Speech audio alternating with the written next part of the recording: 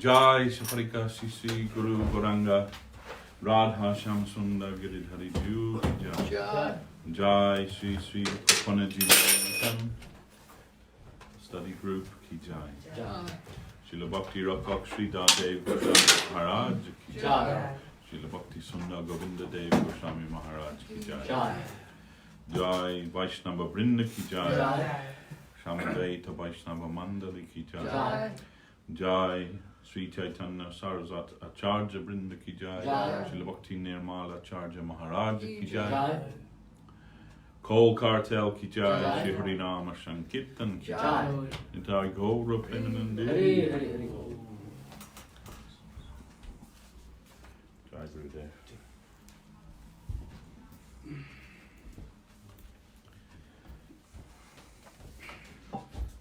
So continuing our discussion of Sri Sri Prapanna jivanamrtam, Life Nectar of the Surrendered Souls, Positive and Progressive Immortality, which is the seminal work of Srila Bhakti Rakak Sri Dev Goswami Maharaj on the subject of Sharanagati, surrender to the Lord in devotion. This week we are looking at chapter 4, Sri Bhakta Vachanamritam, words of nectar from the devotees, Pratikulya Vivarjanam, rejection of the unfavorable.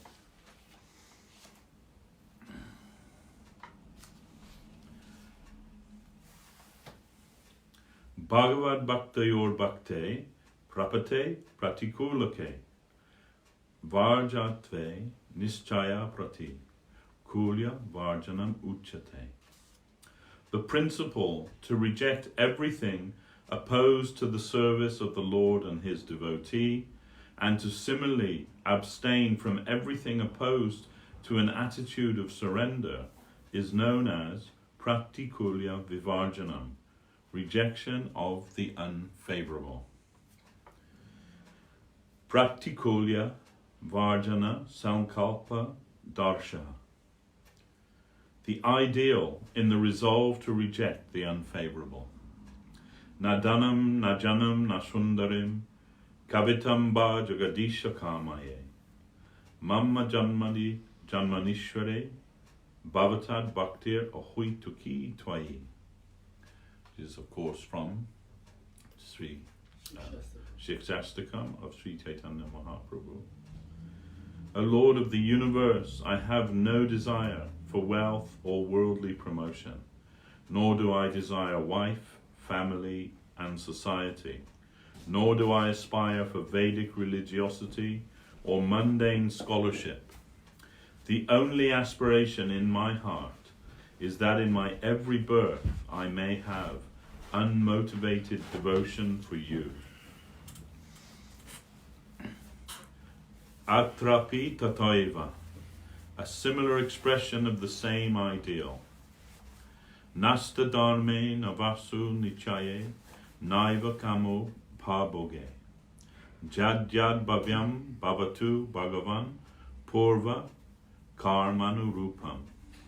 Etat pratyam mana bahu matam janma janmantarepi tvat padam bhuru ha yog juga gata nischala bhakti rashtu. This is from Sri Kulashekar. O Lord, I have no faith in religiosity, economic development, or sense enjoyment. May all these things come to pass as they are ordained, according to my previous karma. But my earnest prayer is that birth after birth I may have unflinching devotion for your lotus feet. Hari sambandha hinam sarvam eva varjaniyam.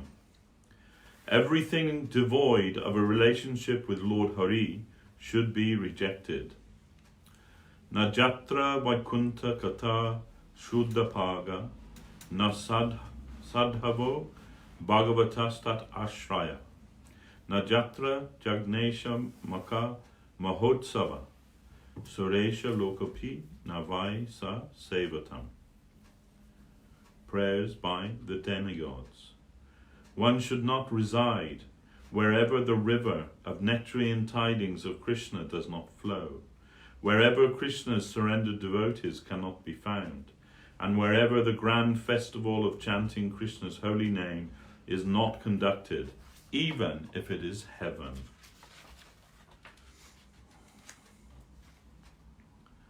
Vyava harika gurvadayo pi pratikulam chedvarjaniyam eva. When the traditional guru and guardians are found to be unfavorable, they too must surely be abandoned. Guru nasasyat, sajjano nasasyat, pita nasajjanani nasasyat, daivam natatsyan napatischa sasyan, namochayedja samupeta mrityam. This is spoken by Rishabdev. One who cannot save other souls from the world of impending death, that is, one who cannot teach the path of devotion. He cannot be a teacher, although he may be called guru. He cannot be a relative. He is not worthy of the designation. He cannot be a father. He is not qualified to beget a son. She cannot be a mother. She should not bear a child. He cannot be a god. The demigods who cannot deliver others from material bondage are not entitled to accept worship from human society, and he cannot be a husband. His hand is not fit to accept in marriage. Sarvendriya reva pratikulya varjane shankalpa. The resolve to reject everything unfavorable by means of all the senses. Nadraksham kinapunyan kanam api bhavato bhakti hinam padabje. Nashrosam shrabya bandham tava charitam apasyanyad akayana jatam. Naspraksham madhavatam api bhuvanapate jeta sapad anavanam.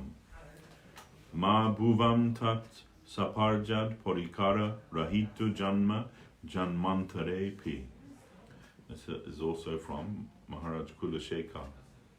O Madhava, let me not see the unvirtuous persons who are devoid of devotion for your lotus feet, and let me not hear the narratives which do not describe your divine personality.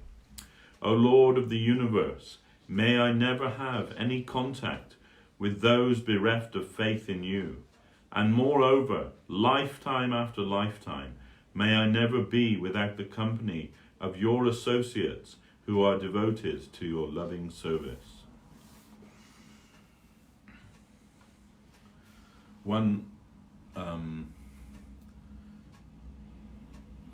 not criticism, but comment that Srila Gurudev made about this edition of Prapanna Jivanamrtam was that the text was too small. He couldn't read it because it's of his eyesight. And I'm also having the same, I'm struggling a little bit to read the Sanskrit because it's very small.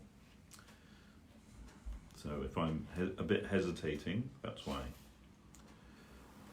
Vyava horika dharani anya api tujavat chajani. One should also be indifferent towards commonly respected objects.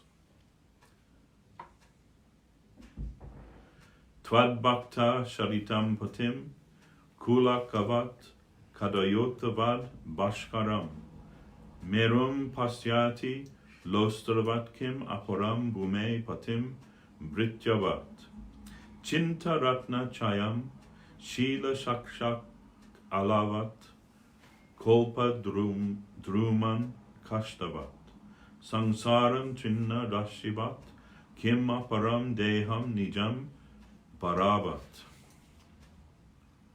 Okay, and the author of this is Sarvagya, whoever that is. O Lord, your devotee sees the ocean to be as insignificant as a palm full of water. The sun as a glowworm, Mount Sumeru as a pebble, a king as a servant, wish-fulfilling gems as rocks, a desire-yielding tree as wood, worldly aspirations as straw, and he even sees his own body as a trifling weight to carry. He knows all objects unfavourable to devotion as trivia.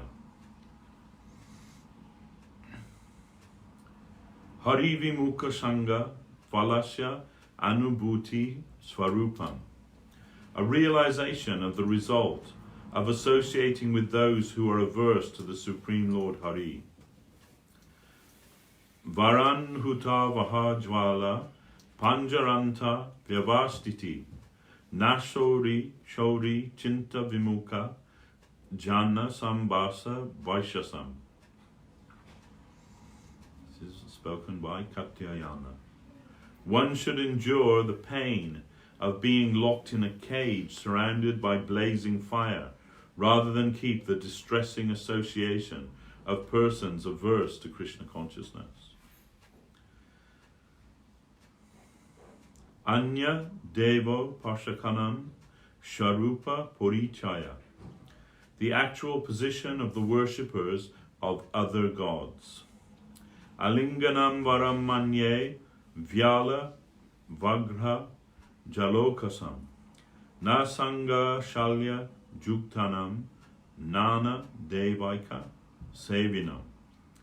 Better to be embraced by a snake, a tiger, or a crocodile than to suffer the agony of associating with persons who worship the various demigods. Bhakti Badaka Doshas Tyajha. Personal defects that obstruct devotion must be forsaken. Atyahara prayasascha prajalpo niyamagraha janasangas chalolyam cha sadabir bhaktir vinashyati. This is by Rupa Goswami and from Upadeshamrita, and rendered into a Bengali poem by Srila Bhaktisiddhanta Saraswati Thakur.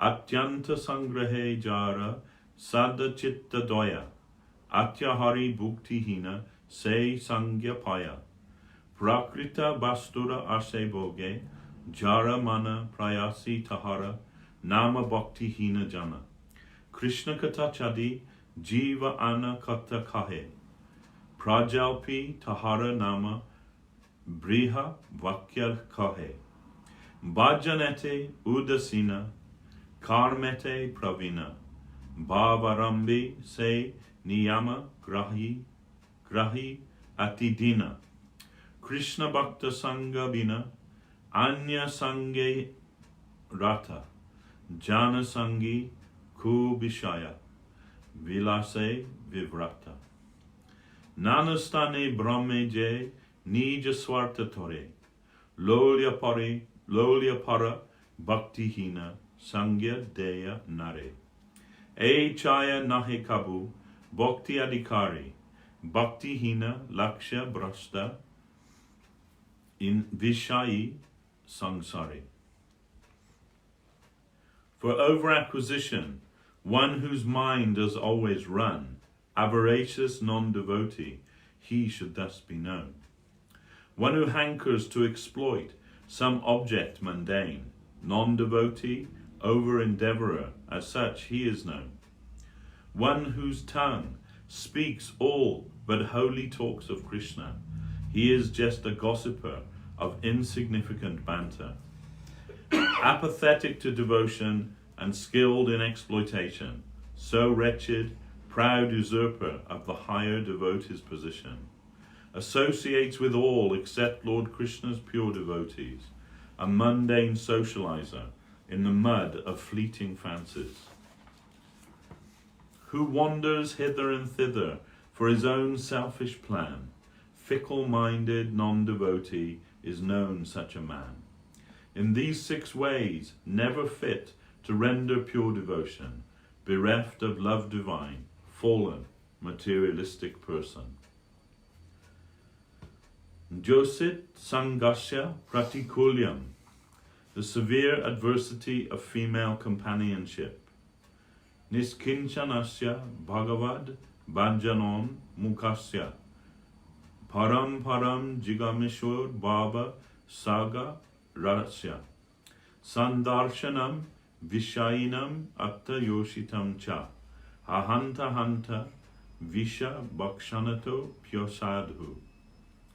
Alas, for a renunciate who desires to completely cross over the ocean of mundanity and engage in the divine loving service of the Supreme Lord, to ogle a materialist and a woman is more wicked than drinking poison. As spoken by Lord Sri Chaitanya Mahaprabhu.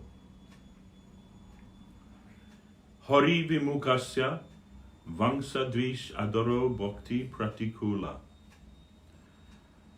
Esteem for elevated birth and culture of a person averse to Lord Hari is unfavorable for devotion. Dig janma nas tribrid jatad, dig bratam dig bahu gatam, dig kulam dig kriya daksham, vimukaya twadhugsaje. This is spoken by the sacrificial Brahmins, who, if you remember, refused to give Krishna and Balaram anything to eat because they were too busy doing their Vedic sacrifice. And this is what their lament after realizing what they'd done. Our three births, seminal, investiture with the sacred thread, and sacrificial, Shukra, Savitra, and Daiksha, are condemned. Our vow of chastity is condemned. Our profuse knowledge of the scriptures is condemned. Our lineage is condemned, and our proficiency in prescribed religious rites is condemned. All is lost, because we have become averse to the transcendental Supreme Lord. Jadechid buddhir varjaniya. The mentality of considering mundane objects to be conscious elements is unfavorable. Jasjatma buddhi kunupe tridaktuke, swadi kalatradishu bhoma ijhadhi, jatirta buddhi shaile nakahichij, janeshvabigyeshu saeva gokara. This is spoken by Lord Krishna.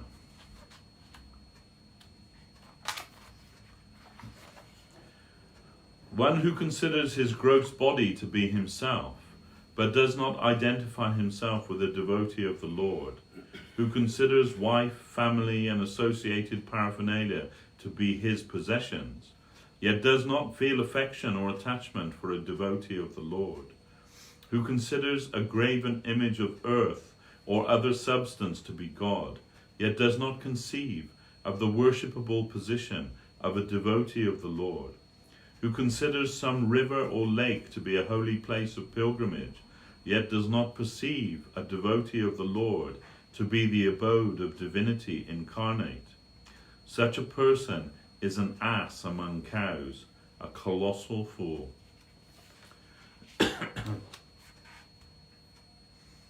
Chittate jada buddhir, jaddadina buddhirva, aparadatvena paribarjaniya. And the balance opposite of it, the offensive mentality of considering worshipable conscious divine forms to be mundane or subordinate to mundanity must be totally abandoned. Arche Vishnu Shila Dhir Gunishu Naramatir Vaishnave Jati Buddhir Vishnur Va Vaishnavanam Kalimala Matane Pada Tirte Bu Buddhi Sri Vishnu Namni Mantre Sakala Kalusha He Shabda Samanya Buddhir Vishnu Sarveshwareshe Tad Ittara Samadhir Jasyava Narakisa. Spoken by Vedavyas.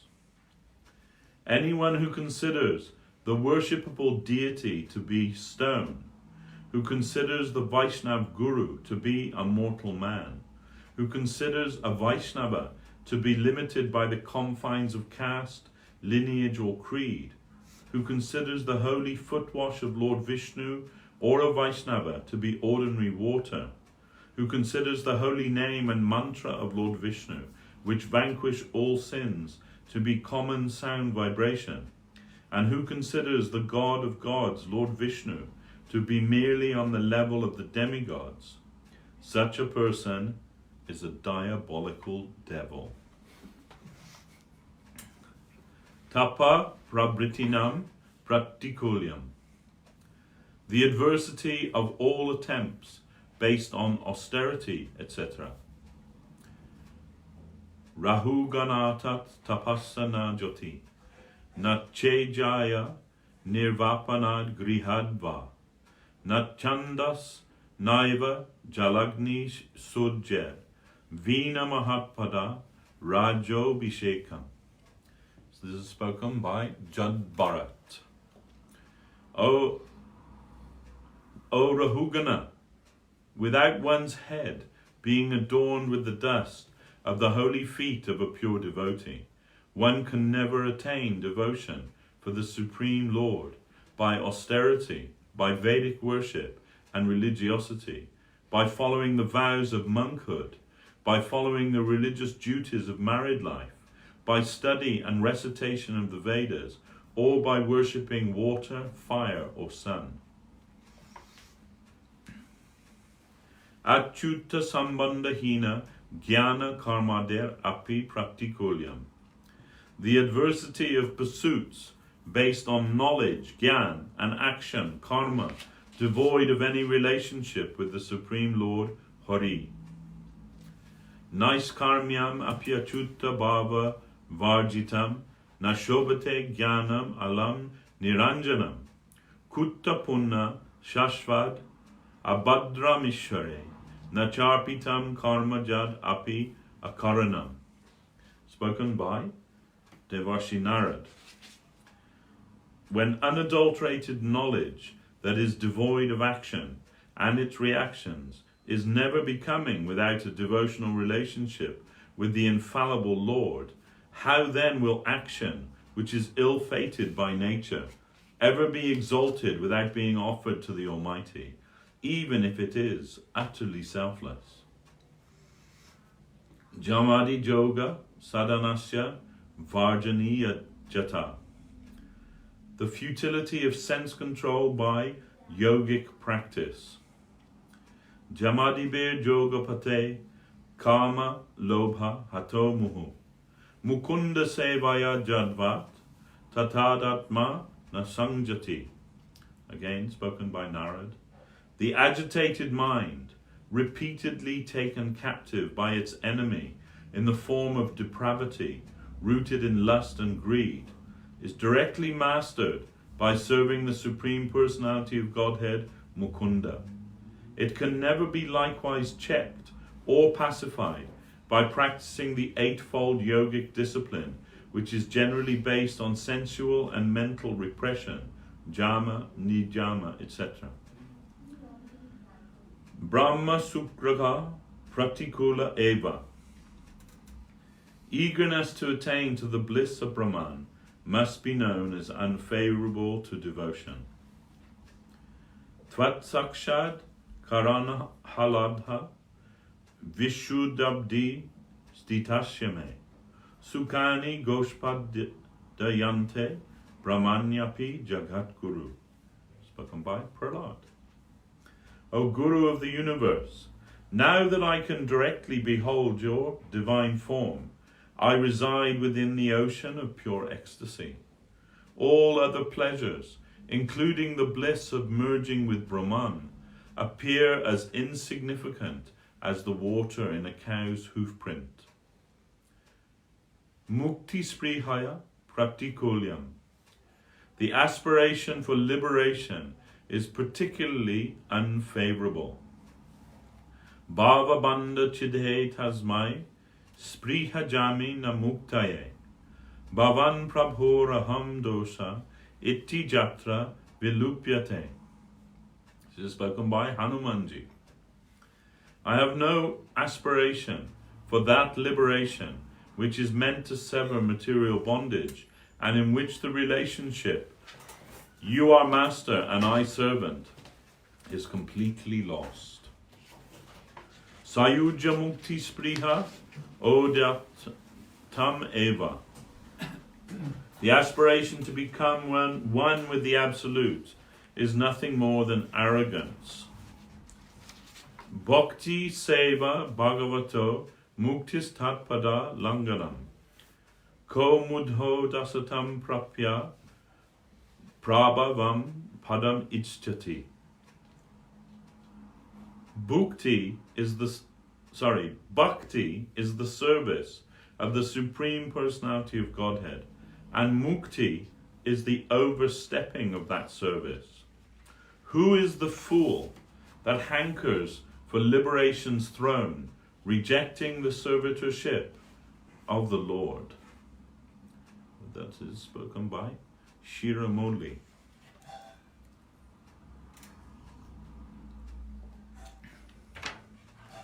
Atyantika laya spriha viveka hinataiva. The astonishing indiscrimination in the aspiration for ultimate dissolution. Hanta chitri jate mitra smritva tan mama manasam. Vivekino piye korjas trishnam atyantike laye.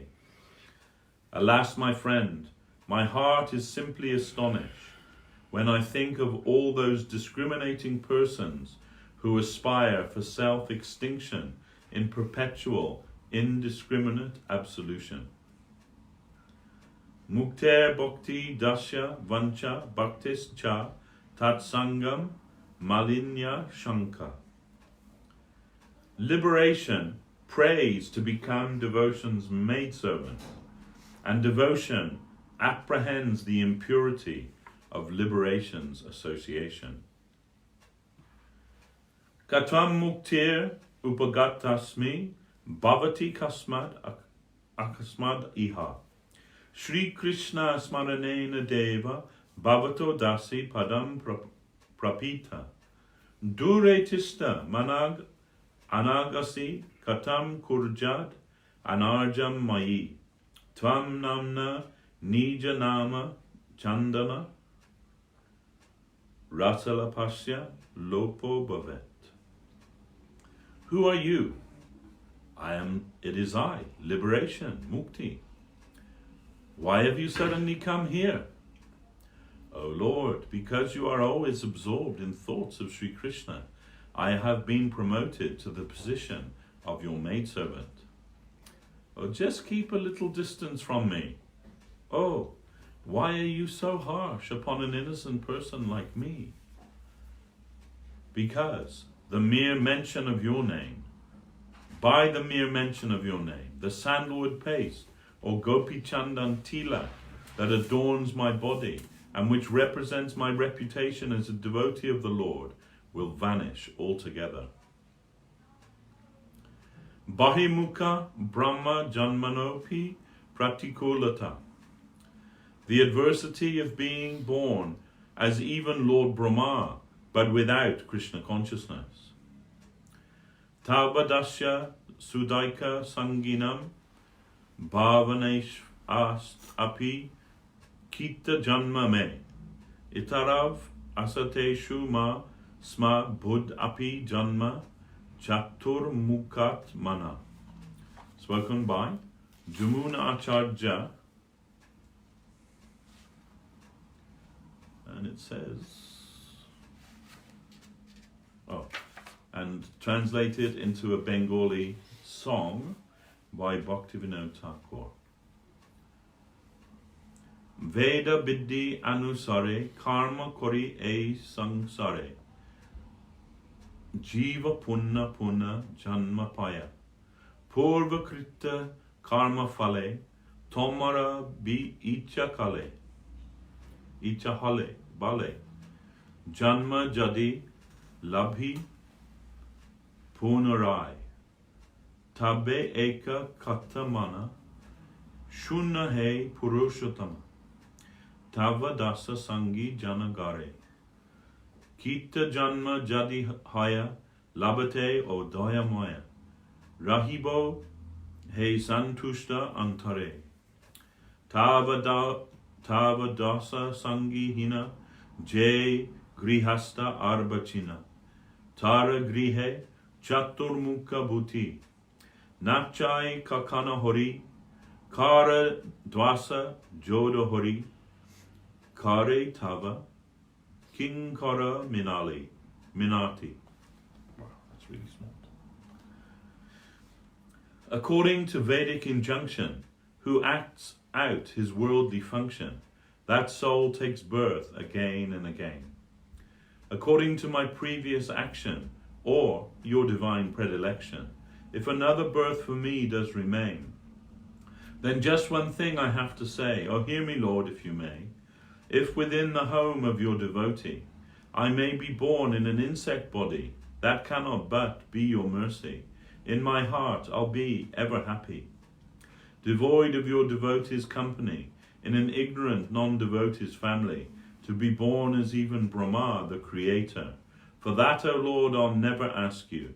With folded hands now before you, this is the earnest prayer of your servitor. Gaura Bhakti Rasagyasa Anjatra Chidrase Pi Pratikulyanu Bhuti. The pure devotee who knows the paramount, immaculate nectar of devotion for Sri Chaitanya Dev distrusts all else, even to the point of considering the culture of other spiritual relationships to be opposition. Vasome Baramastu Gora Dahana Jwalavali Panjare Sri Chaitanya Padaravinda Vimukaira Ma Kutrachid Sangama Vaikuntadi Padam Swayam Chamilitam Nome Mano Lipsate Padambojo Rajas Chata Jadi Mana Gorasya no Rasyate. This is by Prabodhananda Saraswati. Let me remain within a cage of blazing fire, but never in the association of persons averse to the holy lotus feet of Sri Chaitanya Mahaprabhu. If I ever get even the slightest taste of the nectar of a tiny particle of the pollen of the lotus feet of Sri Gauranga, my heart has no aspiration for a position in the great spiritual planets headed by Vaikuntha, even if it is mine for the taking. Aikanta Bhaktasya Kaya Bashishta Dosha Darshangraho Varjaniya.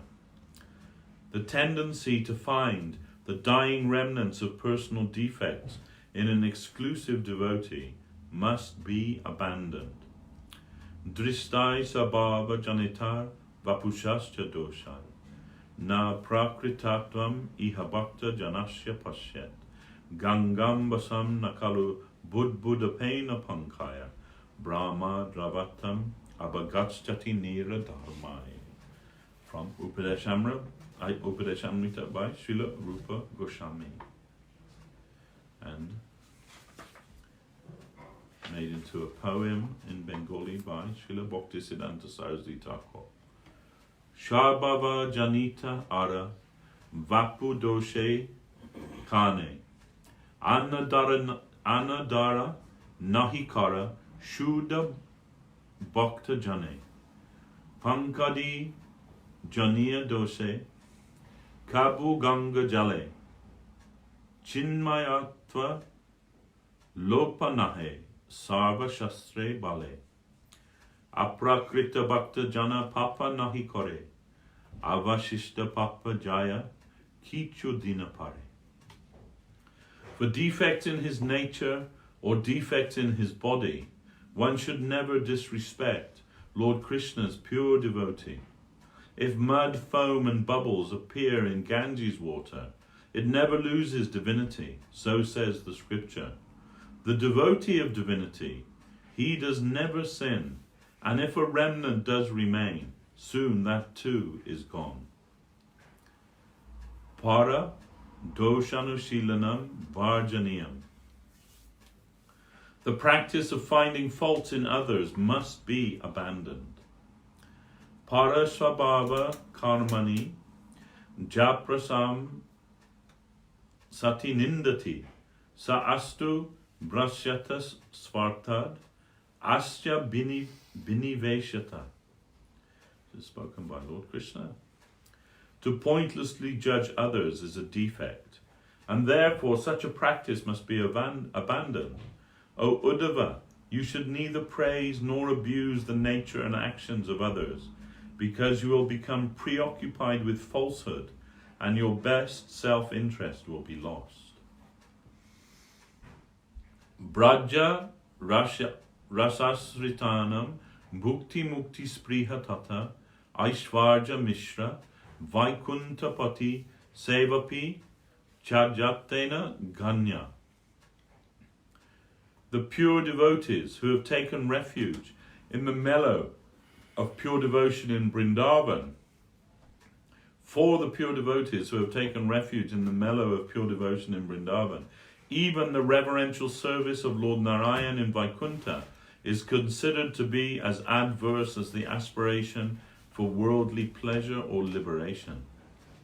Asad Bharta Besha Bisrija Mati Sarva Swaharani Kata Mukti Vyagraya Nashrinu Kila Sarvatma Gilani Api Tyaktva Lakshmi Pati Ratim Itto Vyoma Nayanim Braje Radha Krishno Swaratin Manido Tvam Bhaja Manaha.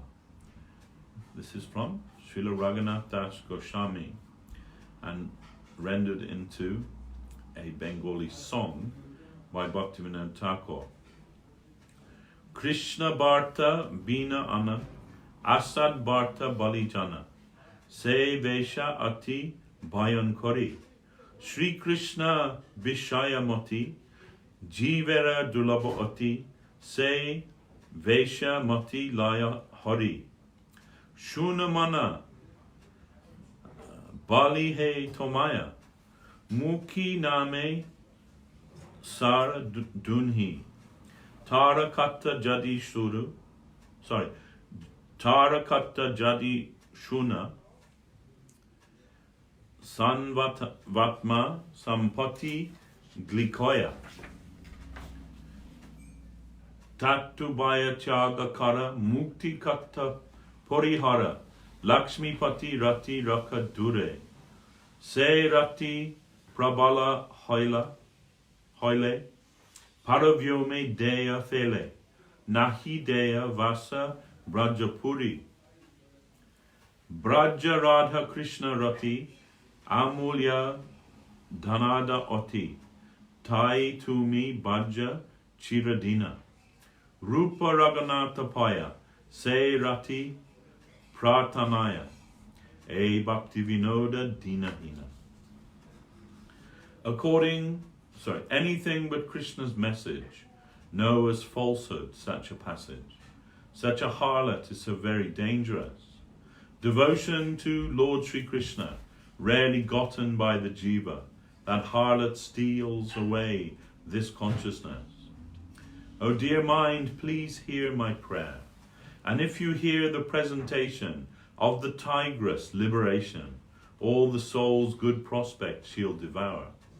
Both temptations please abandon, and not to speak of liberation, curb attraction for the Lord Narayan. By attraction to that plane, to Vaikuntha you'll be hurled down, denied the chance to live in Sri Vrindavan. Love for Radha Krishna in Braja bestows the most precious treasure. Adore them in your heart eternally. Rupa Raghunatha's feet for such devotion does entreat. This Bhakti Vinod, bereft in all humility. Iti Sri Prapanna jivanamrtam Sri Bhakta Vachanamritam Tagata Pratikolya Vivarjanam Nama Chaturto Jayaha. Thus ends the 4th chapter. Rejection of the unfavorable words of nectar from the devotees. In life nectar of the surrendered souls, positive and progressive immortality. Okay. So this is the second principle of Sharanagati. First is acceptance of the favorable, and second is rejection of the unfavorable. And these are all what Guru Maharaj is giving here, standard concepts of what is unfavorable to devotion. So then it's not the final word on everything that's unfavorable to devotion. But there are things which we can say commonly, that people may understand or think or misconceive to be favorable to devotion. But Guru Maharaj wants to make clear those things which are not just considered but are unfavorable to devotion. And the majority of those things that he's mentioning here are about association. And that means not just physical association, but conscious association. So he begins by saying the desire for wealth, worldly promotion, wife, family, society, Vedic religiosity, mundane scholarship, all of these things which people consider to be desirable in life. He's saying they're not desirable in life, and they're not desirable if you want to practice devotion. But that means, all of those things mean when they're not connected with Krishna. Because all of those things, if they're connected with Krishna, they can be utilized in Krishna's service. If you are wealthy, you can utilize your wealth in Krishna's service. If you're highly placed in society, you can use that position to promote Krishna consciousness. Just now in the United States of America, they're running up to the presidential election. And one of the candidates, her name is Tulsi Gabbard, and she's a devotee of Krishna. And she's standing as a candidate for the presidential election. So I don't know if she has any chance of winning it or not, but she's a good person and a devotee of Krishna. And she served in the American Army, and did a tour of duty in Afghanistan, and all of those things. So, and she's a very highly respected politician there. So, and she not only is she standing for the presidential election, but she also preaches Krishna consciousness from that platform, and attends the temple, and people see her there, and so that's one example of how one can use their position for in Krishna's service, and also to have a wife, family, and all of those things can also be utilized in Krishna's service. Bhaktivinoda Thakur says that if you consider your wife and your children to be the servants of Lord Krishna, then your family life is spiritual family life. And Srila Govinda Maharaj said, best position for practicing Krishna consciousness is family life. Because if your family are devotees, then no problem at all. But it's if you aspire for these things separate from their connection with Krishna, that they become unfavorable to devotion. Or if those things develop in that way, they can be unfavorable for devotion. If your wife is always saying, why are you going to the temple? You should be here. Then that may not be favorable for devotion. And especially if they're also devotees of the Lord, then they should be reminded that of the vow they took. Srila Govinda Maharaj says, we don't say, I promise to follow the four principles and all these things when we take initiation in our life, as they do in other societies. But Srila Gurudev said, when you take initiation, your promise is that every day you will serve Lord Krishna. That is what I'm expecting from you when you take initiation. So that is the criteria, nothing else. And married life should be favorable to that, should help us with that. Of course, it doesn't mean that you have to spend all your time at the temple. That may not be practical. In family life, there are so many expenses and so many obligations, children, and so many things to consider.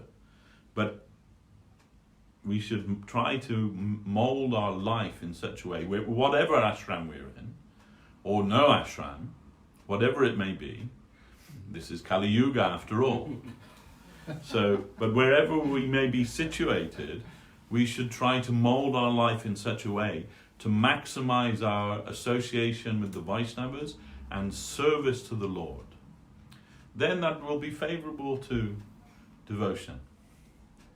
Otherwise, it is everything can be utilized in Krishna's service, or everything can become mundane and filled with Maya.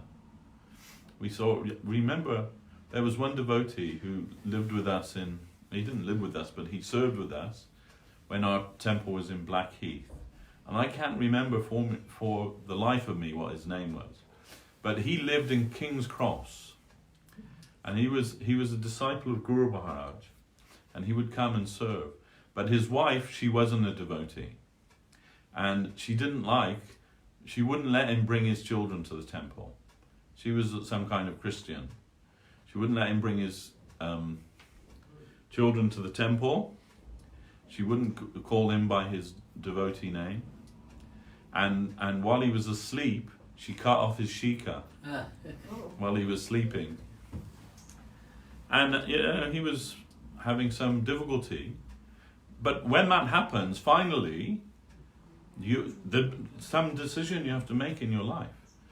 Do I go for Krishna or do I go for the family? And he chose this family, and we never saw him again. So there you are. That happens sometimes. So, we should be very serious about how we model our life, how we construct our life. We have some power over that, the direction of our life. So we should try to make that to go towards Krishna and Krishna's service. And however that may be, then but if we find that we made a wrong choice or a wrong step somewhere, that doesn't mean that we should surrender to that. Oh well, maybe next life. No, we should try to correct it. Srila Bhaktivinoda Thakur says, even a wrong road can become the right road if we make the proper adjustment to it. Because everything in life is meant to teach us something. It comes to us for a reason. It's not arbitrary. So even if we go the wrong way, that's also to teach us something. It's not that means that everything is unsalvageable or everything is finished. But we can extricate ourselves from that. And we should not think that our duty to anyone or anything in this world overrides our duty to the service of Lord Krishna and the Vaishnavas. If that duty to the mundane and the society, the family, or whatever it may be, if that comes to conflict with our devotional life, then leave that. Leave it. As Krishna says in Gita, Sarva Dharmam Parityaja, Mamekam Sharanam Vraja, Aham Tam Sarva Papebhyo Moksha Ishami Mashucha. It's not a joke. He doesn't say it for a laugh, you know. He's serious. He's very serious. Whatever position you may be in, if you find that that position is hampering your Krishna consciousness and you can't adjust it to become favorable to Krishna bhakti, then leave it. And Krishna says, don't fear. I'll protect you, don't fear. But you should be sure about that. You know, running away from your responsibilities in the world is not the same as running to Krishna. They're not the same. They may look like the same thing, but they're not the same. Just because you can't, like, you know, handle what's going on in your life, so you run away and, you know, take shelter in the temple. But that's not the same as running to Krishna. To run to Krishna, leaving behind all of your obligations and everything in this material world, there's no fault in that. There's no fault in that. So we should try. We should try our very best to make everything work. Make it favorable to Krishna consciousness.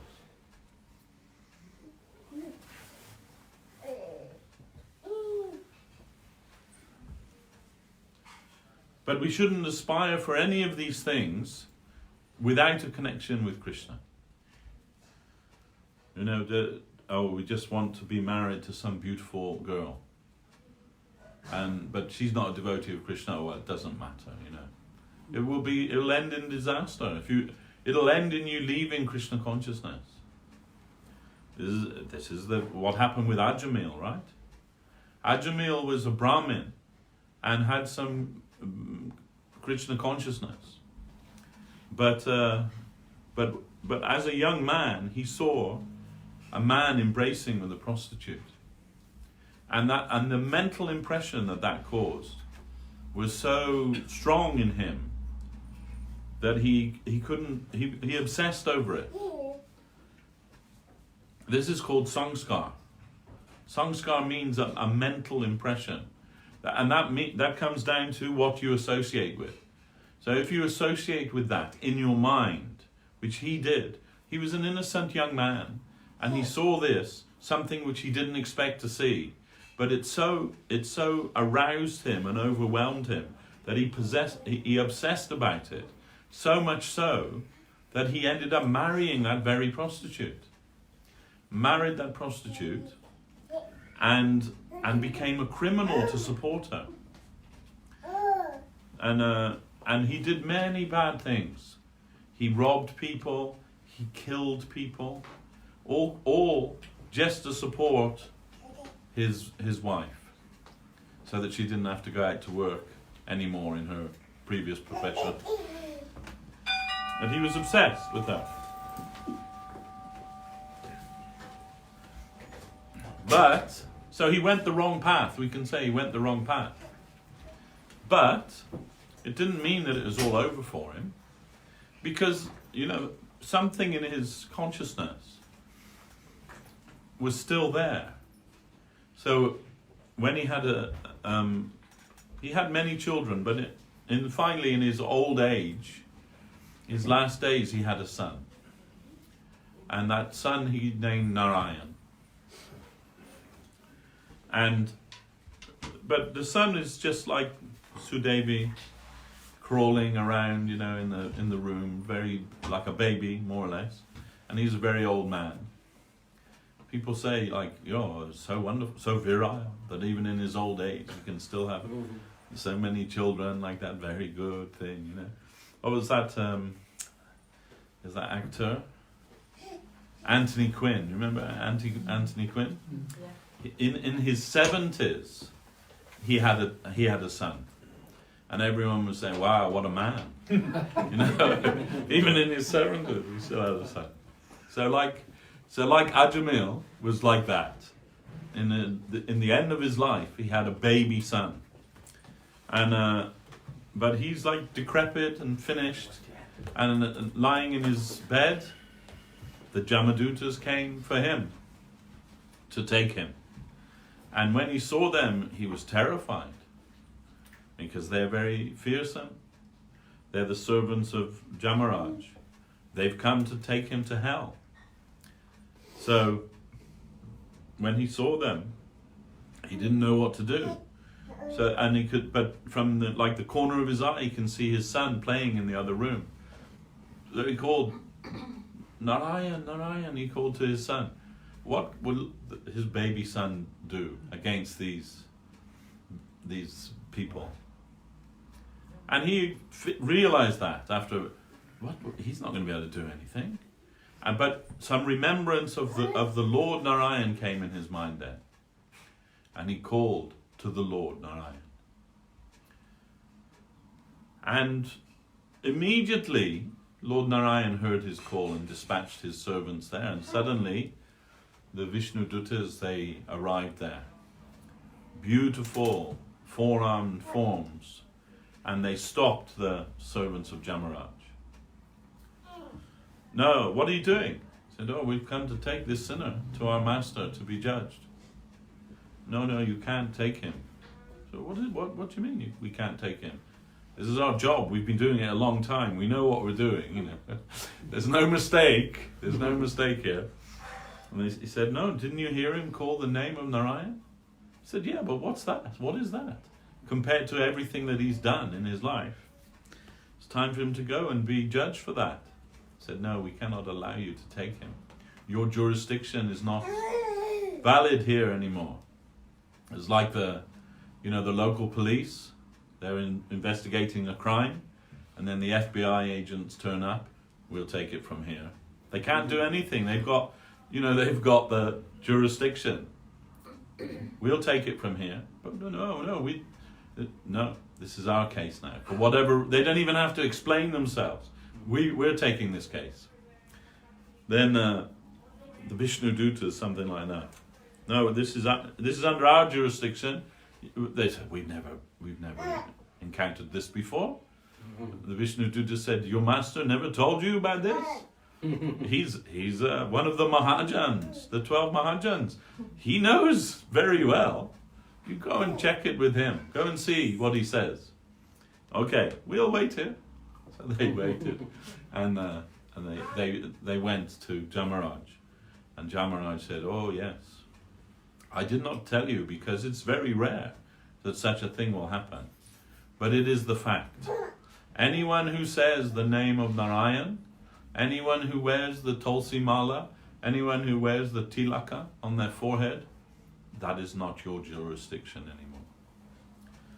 So that they had to abandon their job and leave him to the Vishnu Dutas. The Vishnu Dutas, when they are satisfied, they left. And Ajamil was given a new lease of life, and realizing that he'd gone the wrong way, realizing his mistake, he immediately left home and went to Haridwar, and there he meditated on the Lord and served the Lord Narayan. And when finally his time came again to leave the world, those same Vishnu Dutas, they came on a flowered airplane to take him to Vaikuntha. Guru Maharaj says he made Namabas. It was not Shuddhanam, but it was Namabas. And why it was Namabas? Because he had some previous Sukriti.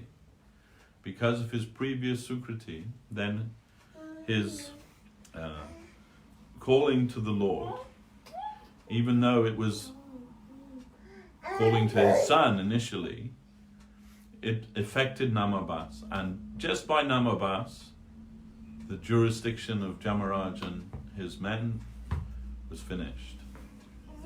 So what to speak of Shuddhana? So it is, well, of course, we should not use that as a ploy. Yeah, I'll just do sinful life. As long as I've got my Tulsi Mala on, I'll be okay. No, that is a type of Namaparat. But still, it is an example given in the scripture to give us some hope that even if we go the wrong way, it cannot be the end. It cannot be the ruin of us. there is nothing in the material world that is more powerful than the holy name of the Lord.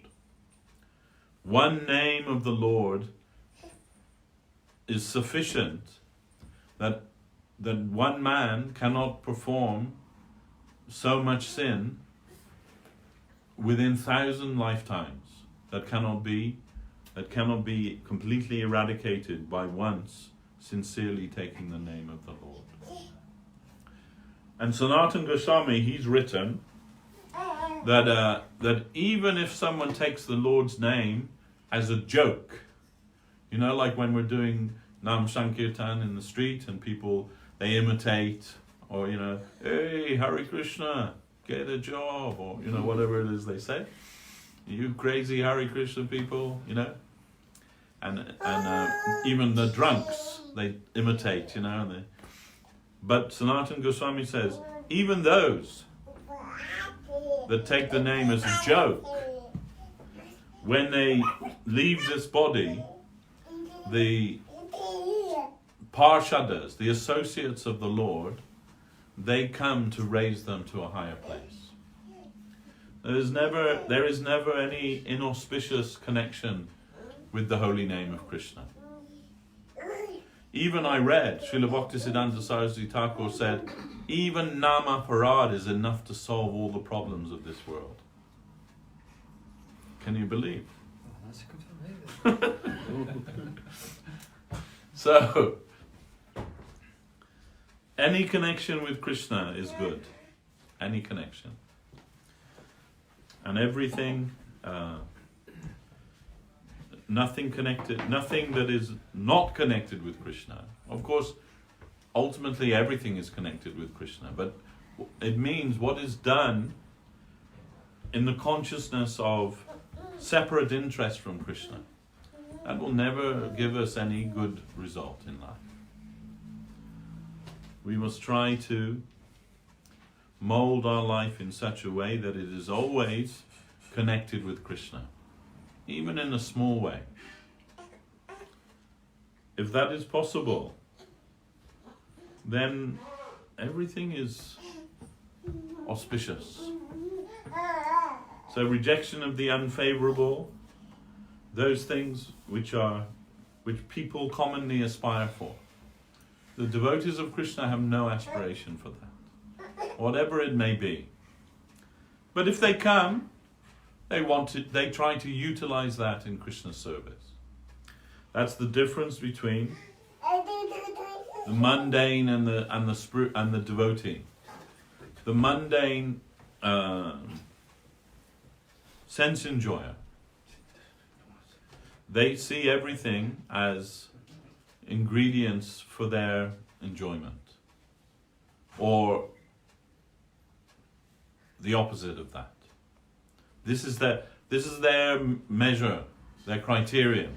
Every person, every object, every situation that they come in connection with, how can I utilize this for my betterment, or for my enjoyment, or for my elevation?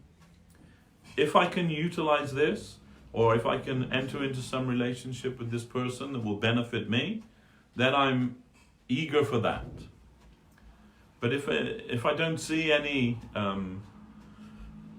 advantage for me, then I'm not interested in that. This is my father's philosophy in life. Maybe I said that last week, huh?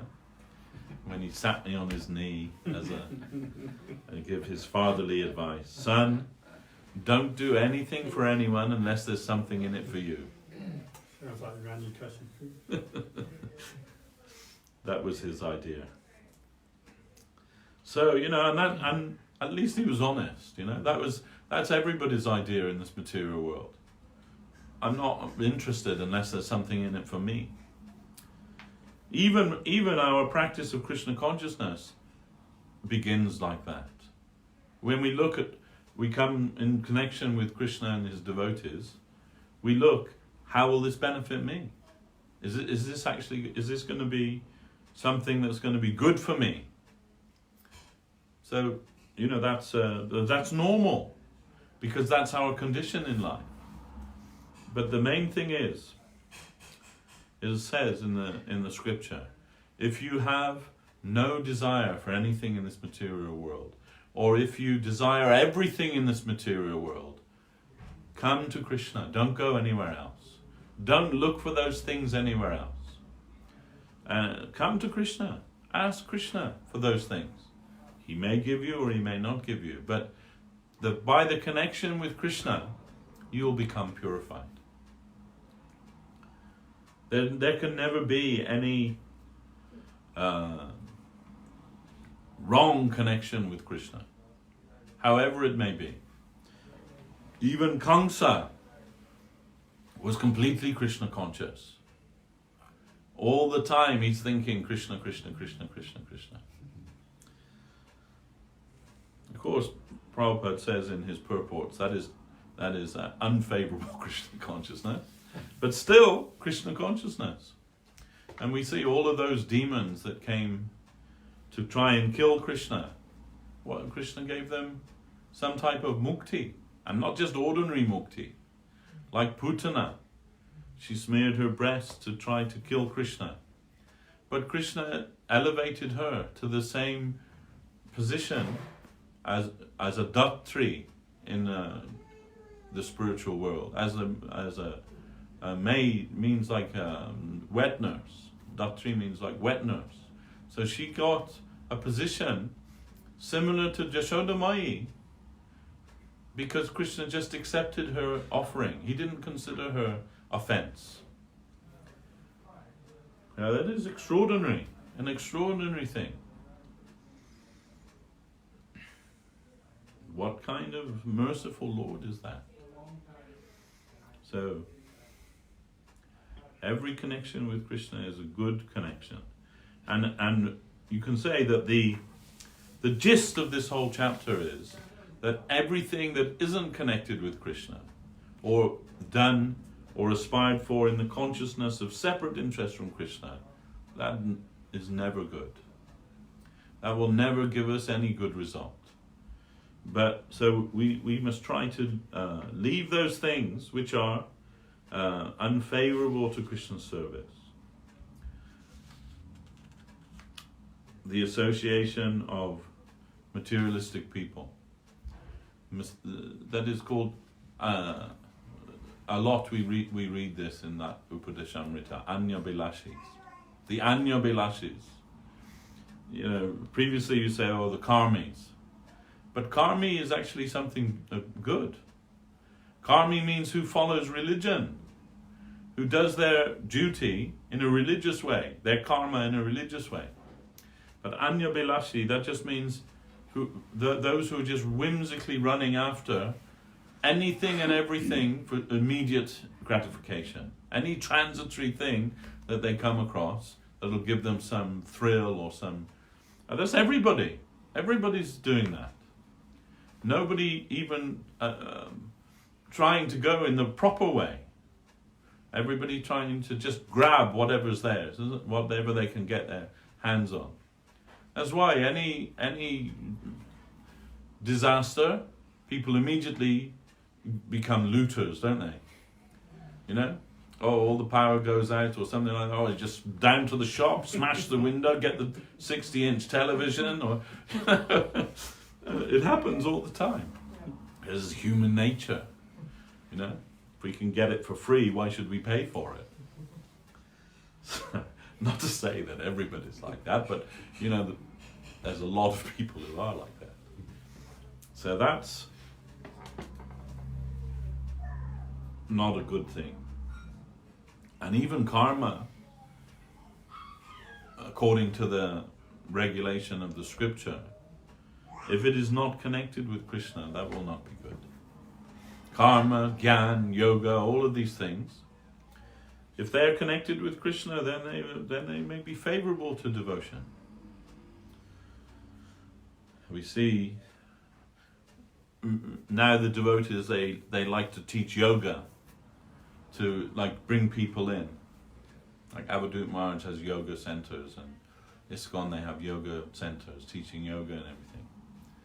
But I see, not all, Some of those people who come through that are very good devotees. But I see that mostly they're only interested in the body beautiful. That's what the yoga means, to make their beautiful body.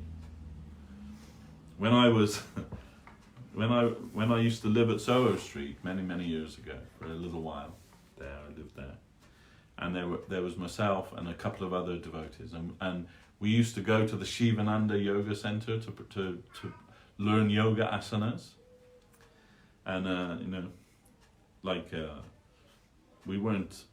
it wasn't authorized, but we would go to the Shivananda Yoga Center. Now, Shivananda, he's a real yogi, the founder of the Shivananda Yoga Ashram, a real proper yogi.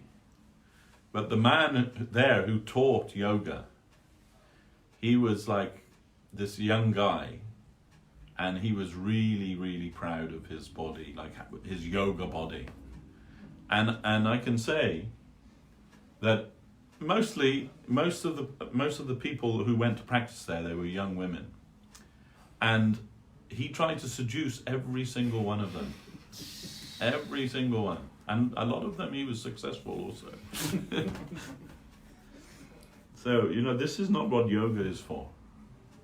And even that, I mean, I can say that I regret that I didn't continue practicing yoga, because now I'm a big fat so and so. So. But and then I was thin and healthy, but it was kind of discouraged in those days. But actually, Guru Maharaj used to do yoga asana every day. He would do yoga until he took sannyas. He used to practice yoga asana, and in his 80s, his back was straight like this. Guru Maharaj very tall for a Bengali. Bengalis are usually short, but Guru Maharaj was over 6 feet tall, so very tall for a Bengali man. But he would say, "You see how straight my back is? That's because I practice yoga asana every day." Before, after taking sannyas, obviously he didn't do that after taking sannyas, but before that he did. And many things, like in his last days, when we knew Guru Maharaj, in the last 10 years of his manifest Leela, whatever he ate, he can't keep it down. Like he can't digest it in the conventional way. So he would eat, and then an hour or so later, he would bring it all back up again by a process called dhoti. It's like a yogic process, and he would take that food and utilize all of the nutrients from it, and then expel it. And he said, "I learned this through yoga," because he couldn't digest in the normal, like you or I, in the normal way. So this way. Something they do with the linen cloth. Yeah. With the cloth. I never saw him do it, but how he did it, but he did that. Yeah. And so then all of these things are beneficial and can be utilized for Krishna service.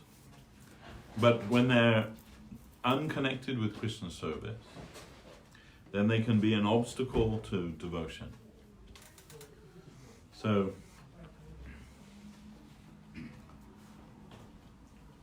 even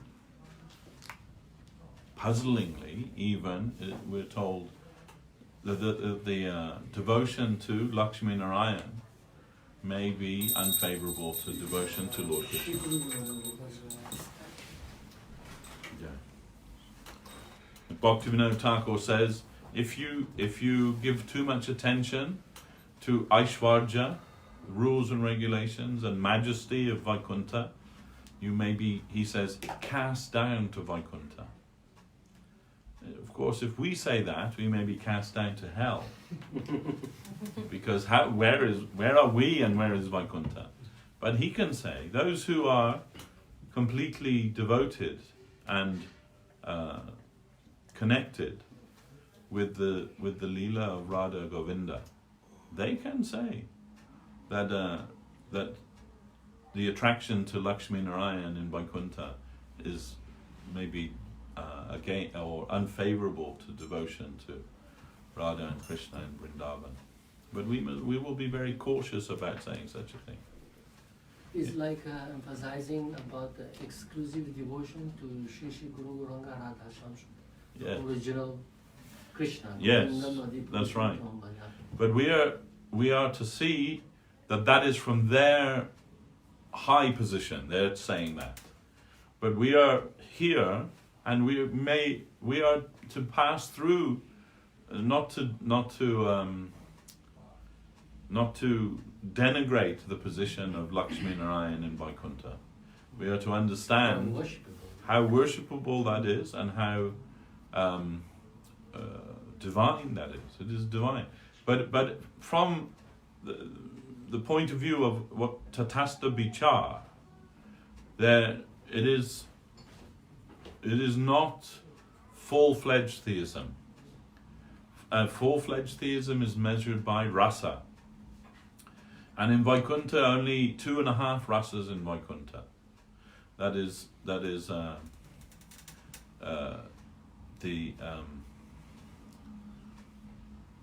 Dasya rasa and half Sakya rasa and Shanta rasa. These 2.5 rasas are in Vaikuntha. No Vatsalya rasa, because Lakshmi Narayan has no parents, no family. So but half Sakya rasa, there sometimes some servitor may enter some deeper relationship with the Lord there. And then, but in Vrindavan, all rasas are present there, up to Madhura rasa. Madhura rasa is not in Vaikuntha, because Madhura rasa is obscured by Aishvarja. So therefore Krishna is, by the influence of Jogamaya, the residents of Vrindavan, they are Gyan Shunya Bhaktas. They are not even aware of Krishna's divinity, mostly. Sometimes that comes. Sometimes some idea comes to them. Sometimes Nanda Maharaj is thinking, oh, some say my son is Narayan. Or Mother Jashoda sometimes thinking like that when she looks in Krishna's mouth when he's eating dirt. Did you eat dirt? Mm-mm. But Balaram said you ate dirt. Mm-mm. Open your mouth, let me see. So Krishna opens his mouth and she looks in and she sees everything. She sees the Virat Rupa. She sees herself. She sees the whole universe. She sees everything contained within that mouth of the Supreme Lord. And she becomes bewildered. What am I seeing? She said, I've heard, sometimes I've heard that they say that my boy, Gopal, that maybe he is Narayan. And this way, her mind starts going in this way. Then Guru Maharaj said, then the cat meowed. And Krishna becomes scared of the cat. Oh, mummy, he's like afraid of the cat. And then he says, oh, it's just my little boy. What was I thinking? This way. Yeah, this is Vrindavan. Krishna is playing with his friends in Vrindavan as equals. And sometimes they're also beating him. I mean, say, not beating, but in their games, sometimes he's defeated by them. And maybe sometimes he's carrying the winner of the game on his shoulders. How inconceivable is that? That is not possible in Vaikuntha, that you will sit on the shoulders of Narayan. That is impossible. Maybe Narayan will sit on your shoulders if you are Garuda. Or Ram will sit on the shoulders of Hanuman. But that he will carry them on his shoulders only in Vrindavan. So that's why Vrindavan is given the highest position. And the aspiration for Vrindavan, but we must move towards that in the proper way, not by neglecting any step on the way or abusing any part of divinity in our foolishness. What is meant for us to understand, we will have to pass through all of those stages. That you will find very graphically in Brihad Bhagavatamritam by Sanatana Goswami, in the journey of Gopakumar from one level to another. And passing through those stages, sometimes that one stage may be permanent for someone, but not for everyone. And in the case of Gopakumar, always after some time feeling some hankering for something more. Even when he's in Dwarka with Krishna, there's still feeling something more. And sometimes in Dwarka, Krishna can understand, oh, he's not feeling satisfaction here. So Krishna takes out his flute and plays his flute. And then now I'm feeling something better. But after he puts the flute away, no, something more, I need something more. And then finally, he comes to Vrindavan. There, Krishna is Murali Dar. He is always playing on his flute and giving full satisfaction to all the devotees. And Krishna embracing with Gopakumar. Oh, why you stayed away for so long? I saw everything. All the trouble, all the suffering you went through to come to me. And now you are here. This is really wonderful, actually, that book. Guru Maharaj's one favorite book, Brihad Bhagavatamritam, and the whole ontological conception of Gaudiya Vaishnava theology is within that book. That book Guru Maharaj liked particularly, and often spoke about that. And other favorite of Guru Maharaj is Jaiva Dharma.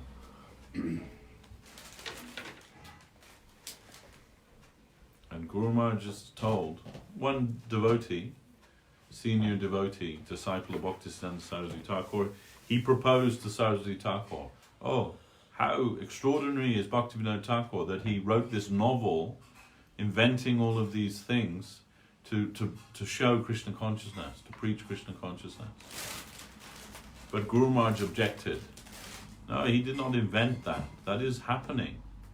And Bhaktivinoda Thakur envisioning that, something which has happened in a previous kalpa, in a previous time.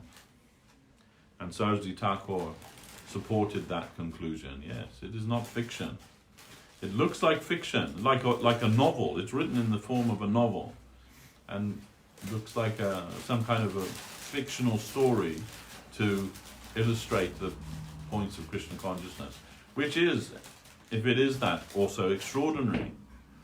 But Guru Maharaj saw, no, it is something coming from the conscious world, not some like imagination of someone's fertile mind from this world. And Saraswati Thakur supported that. Yes, it is real. These two books are very useful for us in understanding Krishna consciousness, the ontology of Krishna consciousness. And also very wonderful. Brihad Bhagavatamritam especially, I like. Oh, I like both of them. Doesn't Guru Maharaj have a book where he summarizes the whole? Yeah. Yeah. It's in Search for Sri Krishna. And also we were just reading last Sunday, the 10th verse of Upadeshamrita, Guru Maharaj's illumination on that, is a summary of Brihad Bhagavatamrita contained in that. For like 2 hours, Guru Maharaj's illumination was 2 hours. And I'm feeling like, oh, everyone must be getting agitated for me going on so long. But when I finished, everyone was like, wow! You know, they were very happy, I think, to hear that. And it is important. Guru Maharaj's presentation, explanation of Krishna consciousness is unsurpassable. It is perfect. And he has that ability to be able to condense very high truths into very easily understandable language. This was also Bhaktivinoda Thakur, but Guru Maharaj also, and especially in the English language. His presentation of Krishna consciousness in the English language is supremely sweet. Even Srila Govinda Maharaj said, we heard many things from Guru Maharaj, but some points we could not fully understand until they came in English.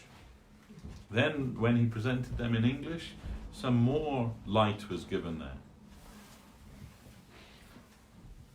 And Srila Sridhar Maharaj also said, I was born to spread Krishna consciousness in English. His English is very perfect.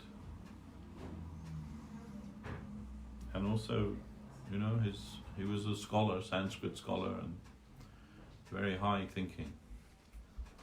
But this idea, you know, that not just giving a rote explanation, you know, like standard explanation that everyone gives, but rather something fresh and realized, and able to explain very high conceptions in a very easy way for the general people to understand. That is his speciality. Devashis, where can we get these books? Which books? Jivanamrtam and...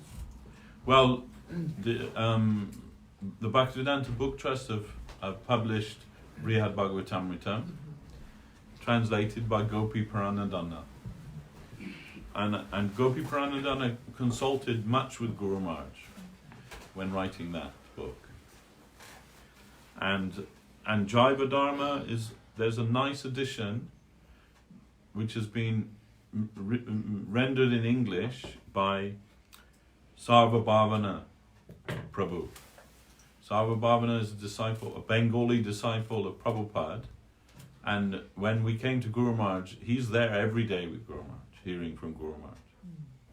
And he wrote many books, and he made a very nice edition of Jaiva Dharma in English, and published by K.C. Damana.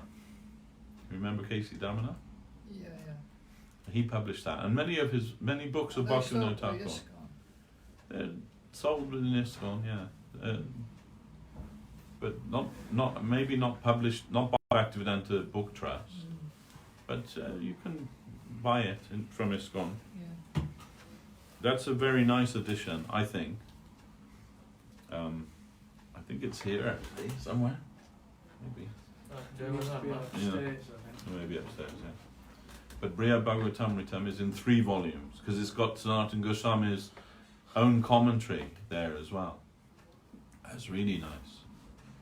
And Guru Maharaj told us, if you want to understand the ontology of Krishna consciousness, you should study Sanatana Goswami's Brihad Bhagavatamrita. It's a very important book. And also Jaiva Dharma, both very important. There's so many important books, but those 2 books particularly, if you want to have a real grasp about Krishna consciousness, and also if you want to have your mind blown, then read Brihad Bhagavatamrita. It is extraordinary. The descriptions in there of the journey, especially the journey of Gopakumar. Incredible, wonderful, incredible, and you will not be disappointed. Sarva Bhavana, you say, no? That's Gopi- Jaiva Dharma Okay.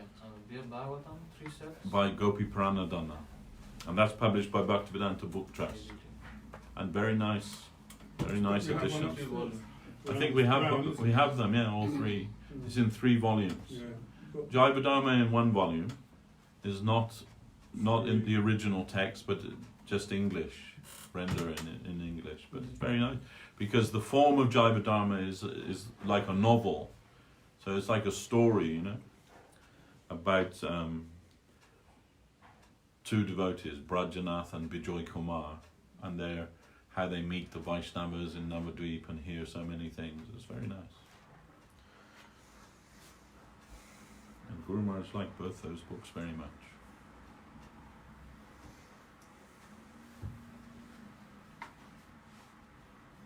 Can I ask a question? You mentioned earlier on that the worship of the demigods is demoniac. So is that Not much demonic, less- but it's saying that to associate with those who worship the devatas so okay. is It seems more intense than just being attached to money, woman, whatever. You know. yeah. Krishna says in Gita very clearly, those who worship the devatas are less intelligent because they don't realize that anything that they give comes from me. Because they're all answerable to me. They can't give anything separately if I do not ordain that. So why they're going to them? Of course, sometimes people are thinking, oh, if I worship Krishna, he is Hari, he'll take everything away from me. But if I worship this Devi or this Deva, they'll give me some nice things. Then they're thinking like that. But that ultimately, that is, whatever they give, that's sanctioned by Krishna anyway. So, you know, cut out the middleman, go to Krishna directly. This is Krishna's advice. Those who worship the gods, they go to the gods. Those who worship the ghosts, go to the ghosts. Those who worship the forefathers, they go to the forefathers. Those who worship me, they come to me. So ultimately, you have to decide what it is you want in life. Do you want the things of this world? If you want the things of this world, then you can worship this Devi and this Deva and get those things, maybe. But, you know, you can also get those things by working hard and saving up your money, too. So, you know, then that's not what human life is meant for. Human life is meant to set us free from this material world by understanding who we actually are. You know, we're not just trapped in the constant sansar forever, over and over and over again. You know? And we just get so absorbed in this life, what to speak of every other life. And this was the turning point in Guru Maharaj's own life when he was a young man at university or college, where he had a friend there, and who was a few years younger than him, but that he was very inclined towards worship and devotion and all these things, and that so they were used to chant Gayatri so many times together every day, and anyway they were like bosom friends, and they're walking in the morning, cleaning. Guru Maharaj said, cleaning our teeth with the stick. You know, like they get the sap from the stick. They're cleaning the teeth, and then he was talking about his father. His friend was talking about his father, and he referred to him as that gentleman. Sounds all right to us, doesn't it? But to Guru Maharaj, he took exception to that. This is what we were talking about yesterday, Damodar Prabhu.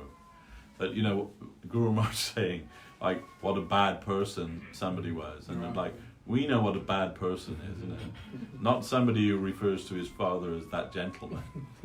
but from Guru Maharaj's culture, he considered that to be a disrespectful way to refer to somebody to refer to their father in such a way. Then Guru Maharaj picked him up on that. Why are you saying like that?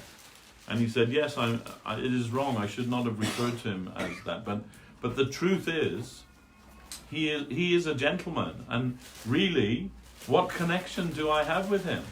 In this life, he's my father. But next life, who will be my father? And all my previous lives, what about who was my father in those lives? Where are they? And my father, my mother, everyone, where are they? So what real connection do we have with anybody in this material world? Then Guru Maharaj said, I tried to argue with him, but the truth of what he was saying was, I couldn't deny it. And he said, and it made such a change in my life, because suddenly I felt like I was nowhere, like just floating in the eternity, in the ocean of eternity, with nowhere to put my feet. That everything I considered to be like reliable and real in this world, I realized is all a mistake. Then I was like, besides myself, I didn't know what to do with myself. And that time Guru Maharaj was coming up to his final exams, and he said, but I couldn't study. It just all seemed like a colossal waste of time. I wasn't reading the textbooks, I wasn't studying, they said. But the college that Guru Maharaj went to was in Bangladesh, which at that time was East Bengal. And he said his classmates, they were very noble people. Like nowadays, if someone fails in their studies, we're happy, aren't we? Because that means we get more chance to shine, But they couldn't tolerate that Guru Maharaj would fail his exam, his classmates. So, and they see Guru Maharaj not studying anything. Then they read the books to Guru Maharaj. They said, all right, just listen. And they read the textbooks and Guru Maharaj would listen. But he wouldn't study it himself. He said, then when the final exams came, he said, so many failed the exam. So it was a very tough year, and so many failed. But Guru Maharaj passed, top of the class. And all his friends said, he has passed by worshipping God. Because he didn't study. But you see, but this was, Guru Maharaj's nature was always like that. He said, even when I was at school, I just wanted to be a sannyasi. So my mother and father were dismayed. They feared our son, our oldest son, he'll become a sannyasi. And then Guru Maharaj, when Guru Maharaj's father was passing, he said, you must marry. Guru Maharaj's father said, you must marry. Guru Maharaj didn't want to marry. And he said, my father was more or less, he was saying lie to me, just so that I can die with a peaceful mind. But Guru Maharaj can't lie. So he said, then it came from my mouth, I'll try. I'll try. And marriage was arranged, Guru Maharaj married, but no children. And Guru Maharaj's wife, she died within a few years of their marriage, by Krishna's arrangement. Really, it was Krishna's arrangement, because that's when he came in connection with the Gaudiya Math and met Bhaktisiddhanta Saraswati Thakur. Then he said, after visiting a few times, he decided, this is what I want, this is where I want to go, this is what I want to do with my life. And he said, I'm thinking, what will I do? If I leave my life and join the mission, surrender to Saraswati Thakur, what will become of those who are dependent on? I'm the oldest son, right? He said, my brothers, they'll be okay, they'll be all right. And he said, but my wife. And then he said, then it came in my mind, if she were to die, then I would be free. And then he like dismissed that, like, what a terrible thing to think, like. But when he came home that evening, everyone came to the door like ashen face. Oh, your wife, she's been taken very sick, and within like 2-3 days she died. Then Guru Maharaj came and joined the mission of Saraswati Thakur. He said, my brothers and sisters, they also came and joined too. He said, but they went back crying and I stayed. Anyway, Guru Maharaj is not an ordinary person. I have a question. Yes. We have read in the books that we are trying to develop in our spiritual life, and like Krishna, they see us how much we are developing. We are most nearly connected to our gurus. Some are disciples of Sridhar Maharaj, Prabhupada, for me like Goswami Maharaj. So we are trying to go up, but maybe at the same time, of course, they are also pulling it, like the push and the pull both affect. So this pull happens, I guess, because our gurus are also connected with the Lord, and for everyone, like our guru is like the best. We take a reference because our guru is in whole, and they are coming from the spiritual world and trying to pull us up. Like, how is that the attachment to the guru is more important, or to Krishna, in the sense we are doing our service, and how the pull is happening from the Lord or from the guru? Because we are always being taught that Krishna will take you, but at the end it's happening through guru. Because Guru is Krishna. Guru is Krishna. That doesn't mean that our guru is Krishna. You understand? The person that is our guru is Krishna. But what is the divine current that comes through the guru, that is Krishna. So Guru Maharaj said, the guru means the inspired side of the Vaishnava. Now that Krishna himself says to Uddhava, Acharya mam bijanayat navamanyeta karhichit, that I am the Acharya. Never consider him to be a mundane person, because everything that's godly is within him. So, but he's Sakshadhari. He, at the same time as being Krishna, or what he delivers is Krishna, what comes through him is Krishna, he's also the dearmost of Krishna, the dearmost servitor of Krishna. So we have to see both sides. Dearmost servitor of Krishna, that's in his form as a devotee. But what is coming through him, that the current that is coming through him, that is Krishna himself. Otherwise, that only Krishna can give Krishna. No one else can give Krishna. Only Krishna can give Krishna. But who he chooses as his conduit, that person is Sri Guru.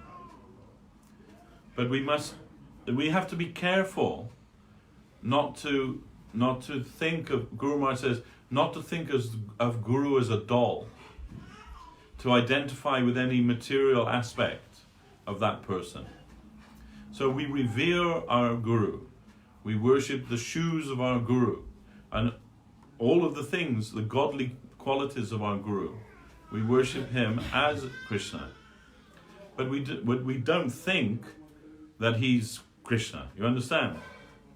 But what's coming through him is Krishna. But at the same time, he is the dearmost of Krishna.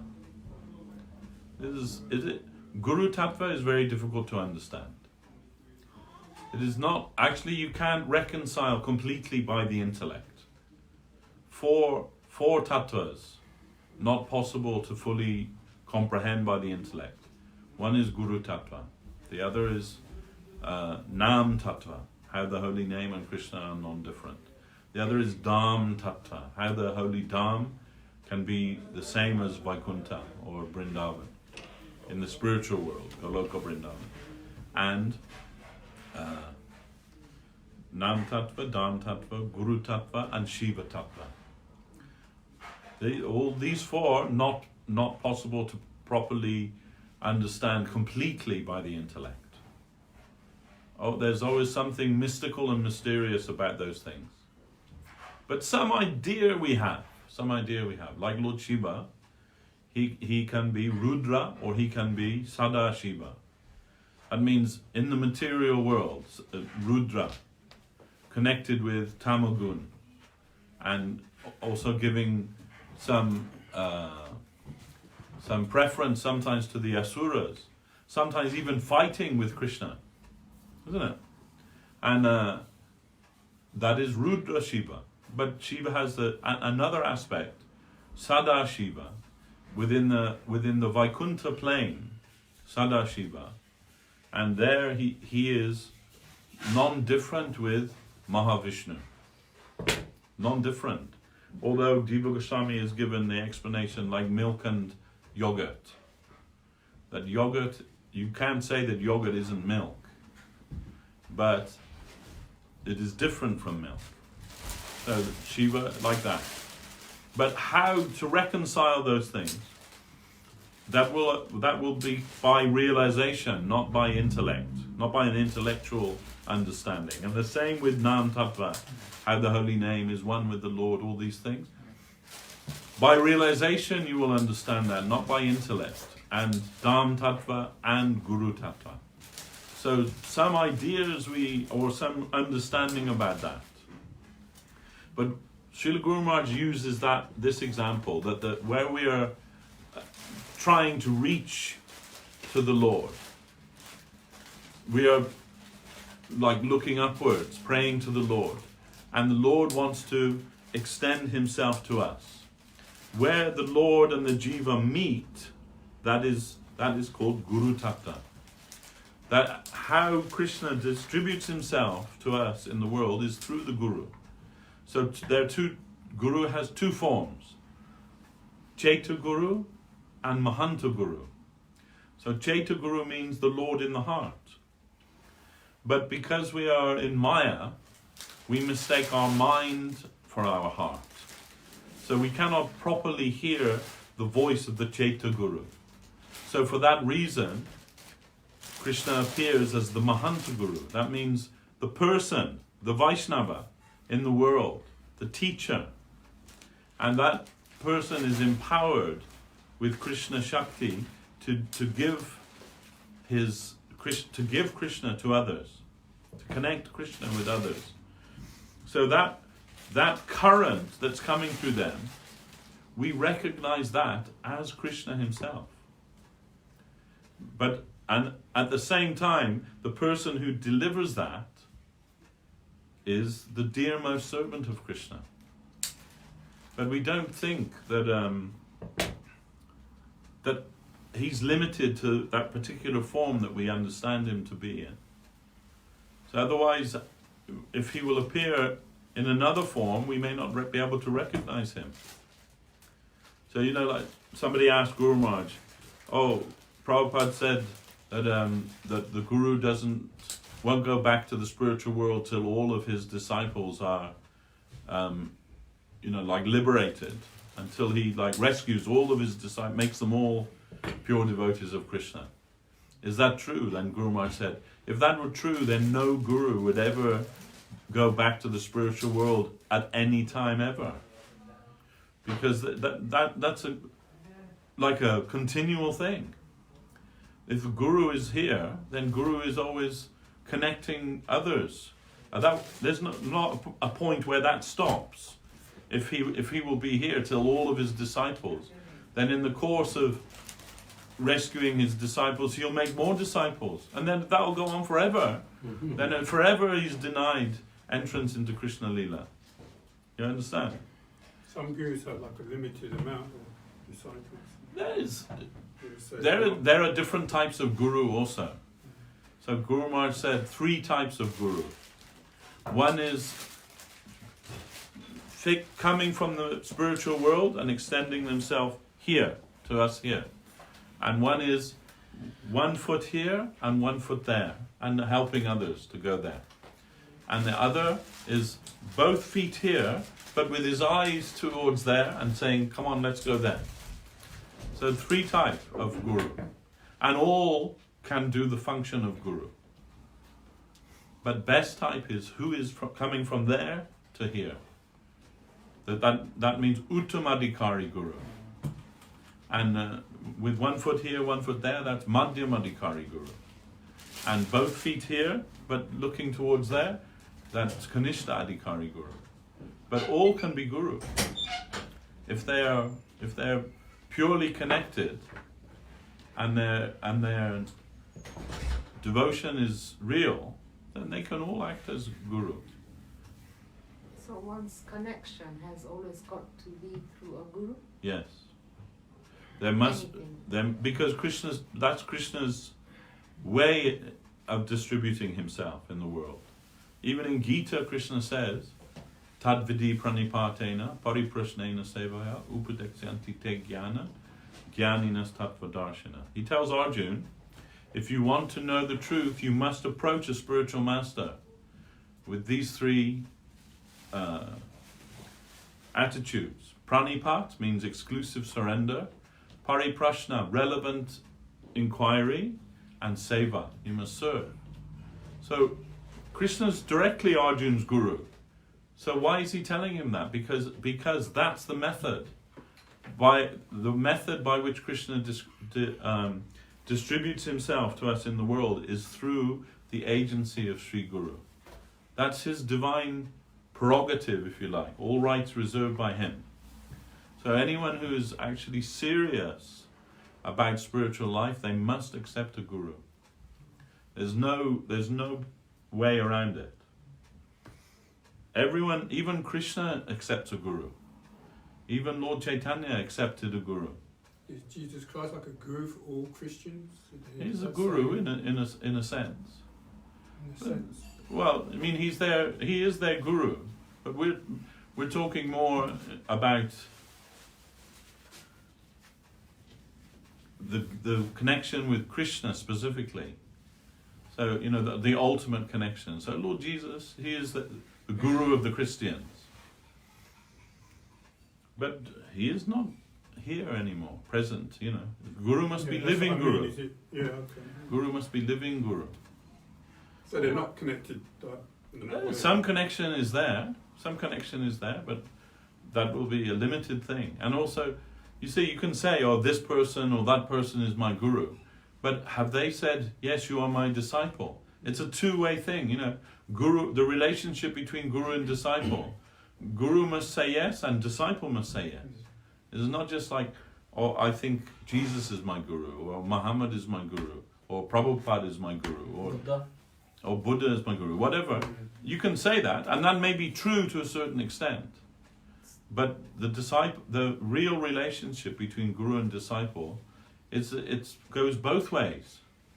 You surrender to the guru accepts you as his disciple. Otherwise, it's only half a transaction. So could one's progress be through a guru as well then? Must be, yes. It's the only religion that has this concept, basically. No. I mean, there's every religion has some master of that religion, isn't it? So like in Christianity, because we're familiar with that, most of us that aren't Hindu, we were born in Christian families, then there's some process of accepting the teachings of Jesus Christ through a priest, isn't it?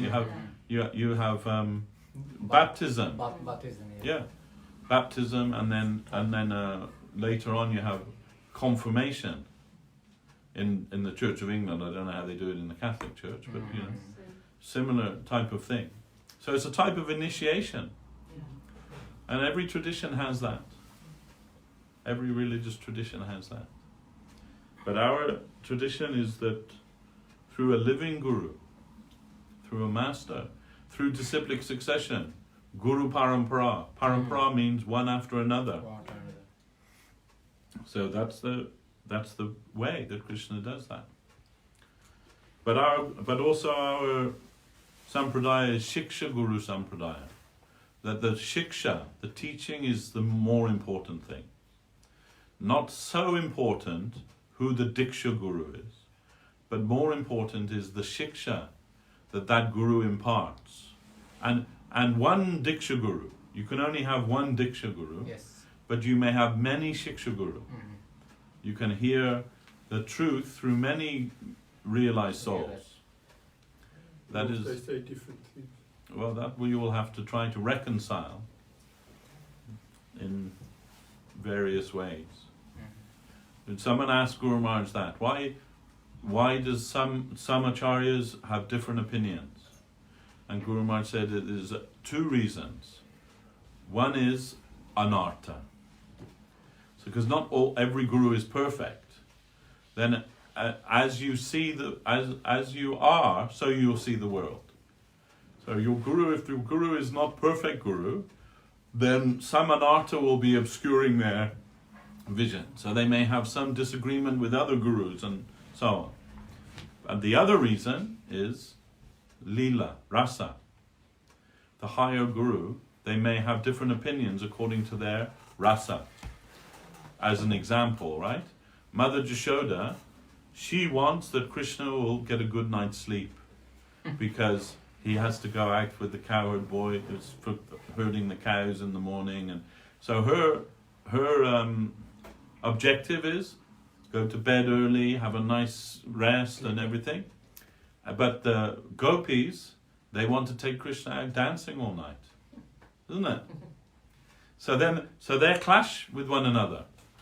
The Vatsalya Rasa and the Madhura Rasa section, they're clashing with one another. So that's in a high sense. But then there are Madhura Rasa Guru, Sakya Rasa Guru, Vatsalya Rasa Guru. Then they may have different opinions about Krishna consciousness. And also according to their eternal relationship.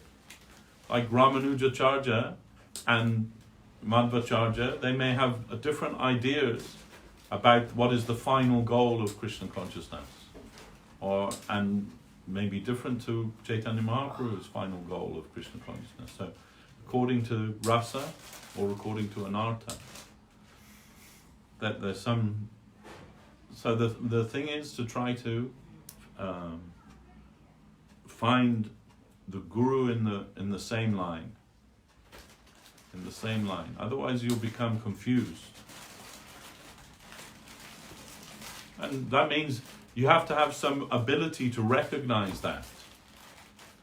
Like Guru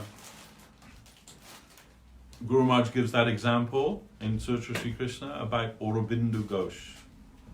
So Aurobindo Ghosh, he was the leader of the anarchist party in India, and he had to come before the court.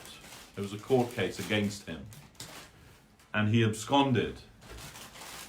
So they're trying to find where is he, and that he published an article in the Amrita Bazar Patrika, it was a Bengali newspaper, under a pen name.